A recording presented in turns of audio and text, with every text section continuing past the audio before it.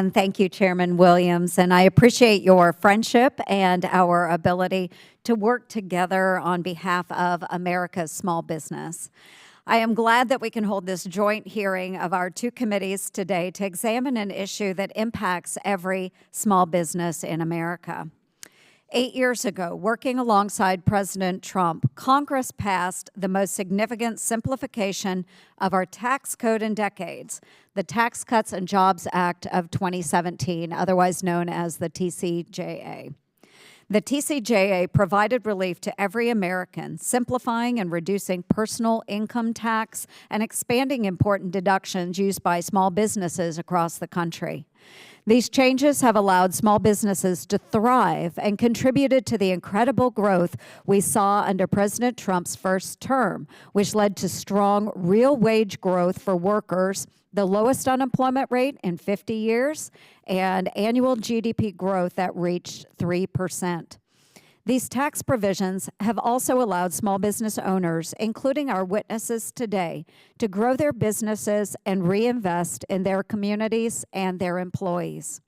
But the reality is these gains are in jeopardy if Congress allows the TCJA to expire, and Americans would suffer the largest tax increase in history. Small business owners will be hit particularly hard if the TCJA expires, as over 96% of small businesses are structured as pass-through entities that benefit from the qualified business income deduction and the general reductions in personal income tax rates. The TCJA empowered small business owners to invest in themselves through provisions like bonus depreciation, enhanced business expensing, and the R&D deduction. More importantly, the TCJA enabled small businesses to invest more in their employees. I've heard from small business owners all over Iowa who use that extra money to provide their workers with health insurance, parental leave, and retirement plans. I have also talked to small business owners who hired staff and expanded, but who would have to make hard decisions about who to keep if these cuts were to expire. When I talk to Iowans back home, the message is clear. They can't handle a tax hike. Workers are also concerned that if employees have to give more of their revenue to Washington, jobs and benefits will have to be cut, on top of the higher taxes they will have to pay due to the individual rate hikes. The consequences are real to workers and their families. I also want to address a tax policy issue of particular concern to Iowans. The TCJA reduced the death tax, giving families the ability to keep their farms and businesses after a loved one's passing.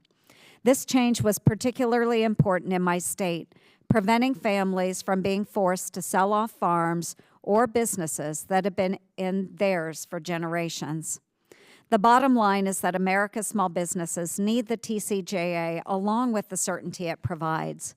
If we let the TCJA expire now, Americans and small business owners will be forced to shoulder another $4 trillion in new taxes.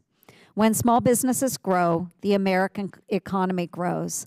I strongly support making the TCJA permanent and will fight to ensure that the interests of small businesses continue to be a priority in this Congress. I'd like to thank our witnesses for being here today, and I look forward to your testimony. I yield back.